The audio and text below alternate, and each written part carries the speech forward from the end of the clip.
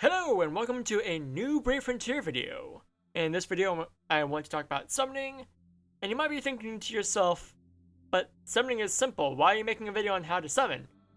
Well, I'm making a video on how to summon more effectively, but I'm also making a video for the new players on like what sort of gates there are out there. So without further ado, let's get into it so you guys can kind of understand a bit more about what I'm trying to talk about here. So the first thing I want to talk about are the different types of summon gates, and we're better start off with, and probably the worst one, the legendary summon gates. Just don't summon on this. It's not worth it. You get nothing but super outdated units that are most likely not going to get any sort of buff, any sort of updates to make them better anytime soon.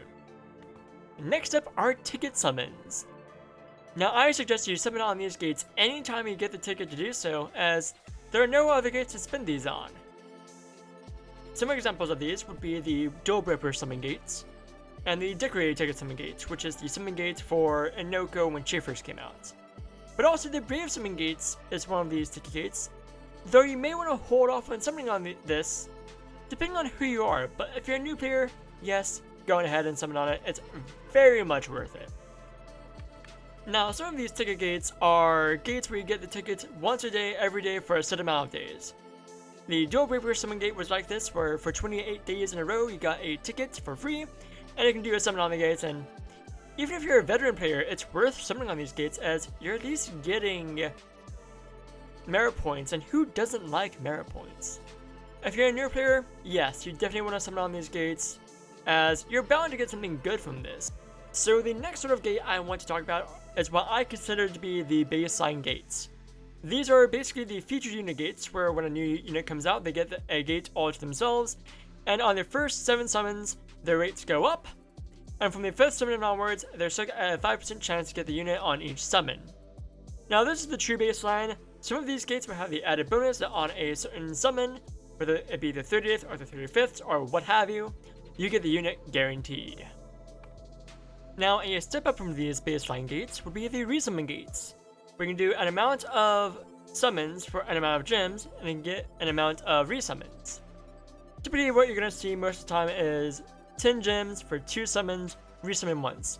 But sometimes you might see something better than this, like do 3 summons for 9 gems, resummon once, which is significantly better, as not only do you have a higher chance just through more summons of getting the featured units, you also have a higher chance because usually these pools are much smaller than on these baseline gates. Now, taking a step back, the next kind of summon gates, and probably the last one that pops up frequently, is the pay to summon gates, where you pay an amount of real-life money to do an amount of summons. As of late, they've been releasing gates that have 1 summon, but you're guaranteed one of the featured units. But sometimes there are gates where you do multiple summons, and, well, you have a chance of getting one of the featured units. Overall, can't say I recommend this too much, but if you really want to spend the money on it, and you want to run that chance, that's your call. I personally don't like to do it. And of course, we cannot forget about the honor gates, where you do honor summons with honor points that you get from going on quests with friends or new people, and you get from daily gifts with friends. Typically, the kind of units you get from these gates are experienced units, frogs, imps, and units you wouldn't really use. So now that we've gotten all the different types of summon gates for the most part out of the way, let's move on to how to summon effectively. And the first tip I have for you guys is to save up your gems and tickets for certain gates that you want to summon on. And you can save up your tickets by, well, thankfully, some of these summon gates will give you these certain types of tokens called Brave Insignias. They can spend in the event bazaar to get more summon tickets. That is, if you don't want to get Arimots or if you already have Arimots. The next bit of advice I have is to not do a lot of single summons. And by that I mean, you want to do more summons on one gate than do one summon on more gates. And that just means that you're more likely to get a featured units that way than sprinkling your summons all throughout. As doing 5 summons on one gate is better than doing 1 summon on 5 gates, if that makes sense. And of course, this probably goes without saying, but you want to summon on gates that have units that you need rather than just any gates that have a good unit. So, for example, if you already have Tavarius, you don't want to summon on a gate that has Tavarius as the featured units. Granted, if the gate has other featured units that you may want, it may not be a bad idea to go and summon on that gate. Now, another point might be global exclusives, making it a banner or breaking a banner. And by that, I mean, some gates will have a lot of really good global exclusives. Like, it might have Zorag, Hakazo, Giselle, what have you.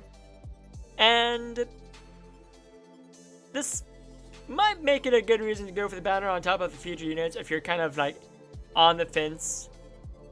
But sometimes it might be better to wait for that global exclusive unit you want to be featured rather than just being as part of the global exclusives, as most of the time there's already like 22, 23 global exclusives already in the pool, and adding one more just makes it less likely to get the one you want. So take that as you will. Might make the banner, might break the banner, just take that into account.